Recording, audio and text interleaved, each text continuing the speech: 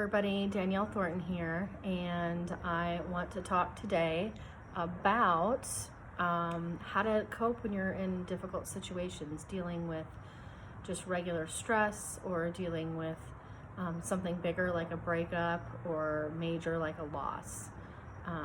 So we're going to talk today about how to cope, and really the way you cope is just an extra focus on 4 areas of your life that hopefully you're focusing on every day. But when you're going through a stressful situation or dealing with something, you're going to put some extra focus on these things. And so the 4 areas of your life are your physical health, emotional health, mental health, and spiritual health. And so let's start with physical health. We're all very familiar with this. You know, your physical health entails getting enough sleep, nutrition, exercising, getting enough rest as well.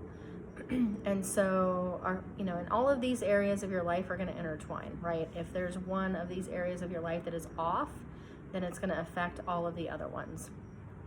So with the physical health, it's something that we have to take care of every single day, and some of us do a better job of this than others. I know for me, exercise has been one that I have not been doing as much of lately, and so that's an area that I need to work on. But it's also a very common area that people need to work on. And the reason why that's important is you have to move your body for several reasons. Number one, kind of like a car engine. If you let the car sit, the engine isn't going to work very efficiently. You have to get it going and get it moving so that it will continue to function efficiently. Excuse me. But the other aspect about getting your body moving is that everything, all of your emotions and everything inside you is energy. And if you have a lot of emotions and things there that are not moving, is going to help you get that stuff unstuck. There's a lot of, we'll talk about, the emotional health and other tactics there. But moving your body really does help move a lot of those emotions through your body. And sometimes you don't even realize that they're there, but that is really going to help. Nutrition is obviously very important. It affects everything. Sleep is super important. We know that when we don't get enough sleep, our emotions are out of whack. And so if you have struggle sleeping, you might turn to other tools that are helping, because sometimes you can't sleep because your mental, emotional health is off. And so we'll talk about those as well. But then sometimes you just need a nap. Sometimes you need a rest. Sometimes you're going too much and you need to go on the opposite end of things and do a little bit more relaxation too, depending on where you are. And you'll know that in those moments. If you're focusing on your physical health and how to take care of yourself, you're going to notice that. So next, let's move on to emotional health. And emotional health is super, super important, but it's one of the things that a lot of people don't have the skills for. They don't exactly know how to take care of their emotional health. And the problem with this is there's a lot of misconceptions about emotions out there, and we're taught that we should be, stuffing our feelings down, or we're taught that we have to be positive all the time. And so unfortunately, all of those things are going to hinder you, because feeling your emotions is really, really important. They're there for a reason. They're often there to alert you to something that you either need to change within yourself or outside of you, even in your life. Usually, there might be a factor of both of those with that. And so looking at those is really important. Feeling them, not judging them as wrong or bad, because they aren't. And so your emotional health is something that you should really focus on. Like I said, these are all things that you're focusing on all the time, but you should be putting extra focus on them when you're dealing with any stress or difficult situation. With emotions, there's a lot of tools that you can use to help do that. Sometimes just sitting with them and feeling them is important, but sometimes journaling, a lot of these things are things that I didn't do for a long time, and people suggested that I do, and I now do them, and they actually help a ton. You just like exercising, you have to take the time to do it. And so, journaling is one of those that actually getting your emotions out onto paper and writing can be really helpful. EFT or tapping is super helpful. It not only helps you accept the feelings and recognize the feelings and where you are with them, but then it kind of moves that energy through your body and moves it out, especially if you've had emotions that have kind of been there for a long time in the background, underlying. And so tapping can be a really important one. Meditation even, meditation is a way, it's probably more in the mental category now that I think about it, because you're slowing your mind down and giving it space so that you can, kind of see both sides of the coin. But again, on the emotional side, there's a lot of tools that you can do. You can talk to a friend, you can talk to a therapist, talk to a coach, somebody that can, help you process those emotions, because sometimes having another opinion is, really helpful to someone who knows you well, who knows your strengths and your weaknesses, can kind of help you process that as well. Even crying can be really, really helpful, because again, that energy might be stuck. Those emotions are in there, and so crying can be a huge, huge relief. And letting that out and just getting it out. And so it's actually a really healthy thing. And then boundaries, having boundaries for yourself and for your relationships in your life. If you are a parent and you often don't take time for yourself and you don't have boundaries with those that you love in your life, then creating those boundaries so that you can have some space for yourself can be a really huge piece in being able to deal with certain things going on in your life.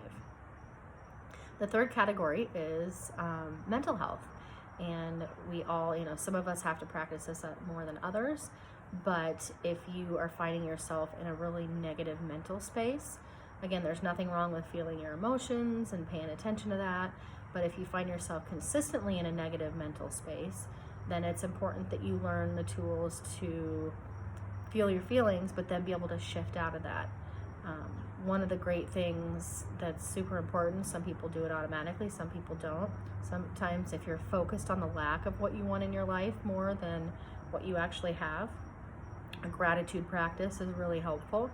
You can do this mentally by just focusing on what you're thankful for, but really feeling it and getting into that emotion is important.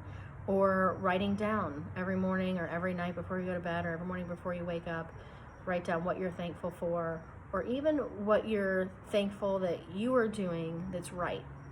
Because a lot of times we're so focused on, beating ourselves up and focusing on what we're not doing right, that we forget about all the things that we are doing right. So taking 5 minutes a day to really tune into that and write that down or journal about that can be really helpful.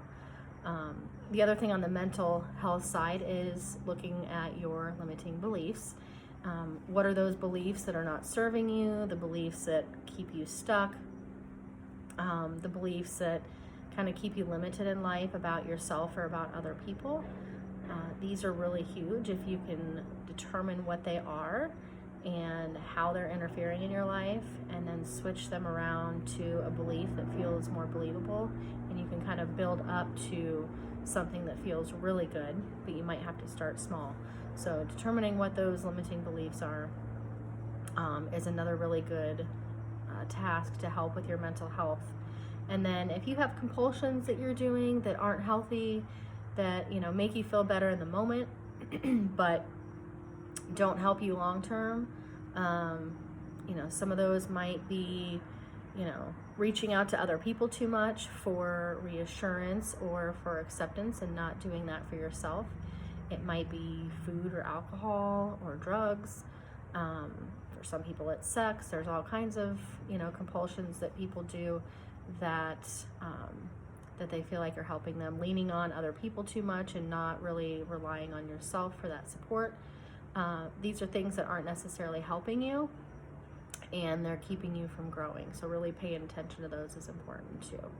And then really just back to the self-talk, making sure that you are really compassionate with yourself. If you're going through a really difficult time, the more compassionate you can be with yourself and patient and non-judgmental with what you're feeling, the better. That is crucial, very crucial to healing faster and being able to deal with things a little bit easier. And then the last part that we'll talk about is your spiritual health. And everybody has different beliefs, whether it's God or just, believing in the universe and energy, whatever it might be. There's always a benefit in having faith in something, that there's something bigger than you out there that is going to either guide you or that is going to guide your future. And so really tuning into that. I also think that on a spiritual level, it really is about tuning into your higher self, which for me, it feels different for everybody when you really tune into this. But for me, it just feels like me, but like up here, kind of above my head. It's kind of strange, but that's how I think about it. When I think of my higher self, it just feels like me a little bit higher up here, and I can kind of tune into that when I'm dealing with confusion, or I'm dealing with uncertainty, or I'm not sure what to do about something, or even if I'm just feeling down. Whenever I can just kind of tune into that and ask myself, what would my higher self say? What would my higher self want me to do? Or just tune into that if I'm struggling with something. There's always an answer there. It's very clear. It's very compassionate. It's very loving. And it's a great tool that we can all use when we're kind of struggling with indecision, not knowing what to do, or that we do need some comfort in our lives. And then meditation. Again, meditation can fall into emotional, mental, physical, because it's a physical act. It's something that a lot of us resist, but if you can take a couple minutes a day, I personally like guided meditations because I have that voice. Sometimes there's music there that guides me, and I'm able to listen to something that is calm and soothing and positive. And that's really crucial for me, I think, mostly when I'm struggling to go to sleep, or if I have something on my mind. Listening to a guided meditation before I go to bed, it always calms my mind, puts me in a more positive spot, and helps me to really just have more positive affirmations and things going on in my head versus the negative. And that will definitely help you with your sleep. It'll help you with dreams. If you're having nightmares, it'll help you when you wake up the next morning. It's super helpful. But all of these tools, you can practice one, you can practice all of them.